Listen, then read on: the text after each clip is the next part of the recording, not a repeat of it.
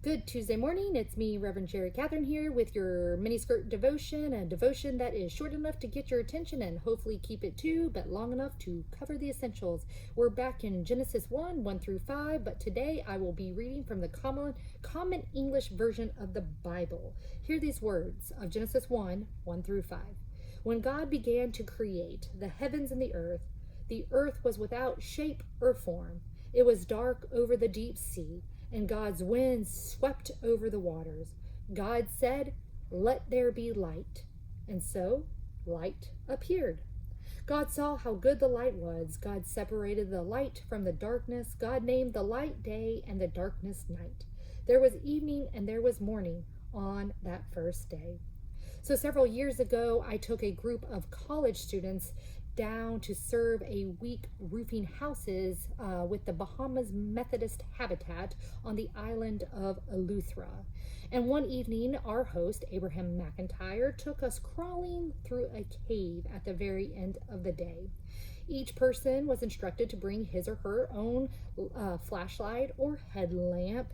And after about 15 minutes of crawling further and further on our hands and knees through a tiny crawl space, back and back, further and further into the cave, away further and further from the entrance, from the stars and from the moon that lit up the sky, away from any kinds of light, Abraham asked us all to turn off our lights, and so we did. That was the deepest, darkest dark I have ever been in. It's what I imagine the dark, formless void that Genesis 1 talks about must have felt like and been like.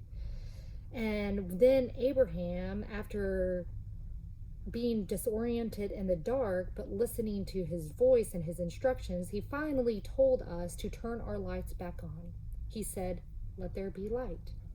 I was reminded in those very dark cave moments of my reliance, my absolute reliance on light, especially in dark places.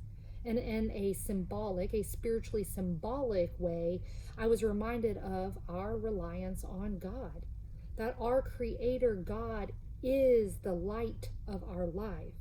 And apart from God, there is no light to guide us to true and abundant life. From the very beginning, from our foundation, from our creation, we see that God can be trusted. Our God is steadfast and faithful. Our God is our light and our life through all kinds of darkness. Yes, God literally, Genesis 1 says, created light, but this story doesn't have to be read literally. There is a spiritually symbolic meaning to be gleaned in these words, that built into the very essence of all things is creations, is our need for God. But also we hear of a God's love and desire for all of God's creation. Unlike other creation stories about that were told about the same time from the ancient Near East, like the Enuma Elish, which I talked about yesterday, our God of Scripture's name is love, and therefore God creates each and every person for good and not for harm, to give each of us, to give you a future with hope. You can and you have been made to fully rely on God through all the ups and downs, through the days and through the nights.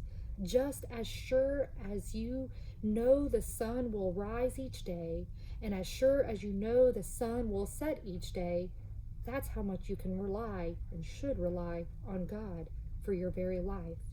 So remember this day, we worship Elohim, a living God who is steadfast, who gives life, who sustains life.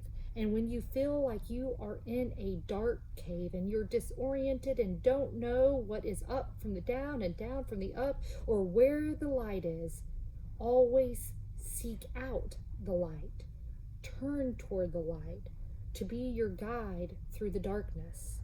And again today, give the ancient practice of breath prayer a try. Let your breath prayer be a prayer of unceasing prayer, where you breathe in, let there, and breathe out, be light. Let there be light. Let there be light.